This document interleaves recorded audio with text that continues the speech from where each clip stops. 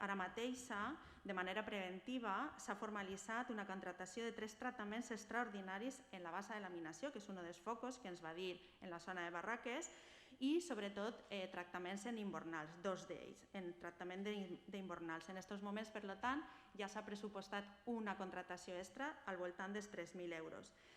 I l'elaboració dels plecs tècnics amb molta cura per al nou contracte prevé no sols un lot, com teníem ara, sinó 2 lots, i tindrem tant el lot per al tema de rates com el tema de mosquits específics.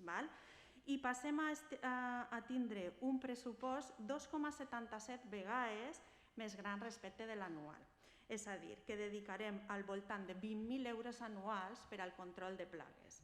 Tot en productes biocides i d'una forma que el que se farà és atacar directament a les larves per a evitar precisament la proliferació del mosquit adult, que és el que sabem que realment afecta la població.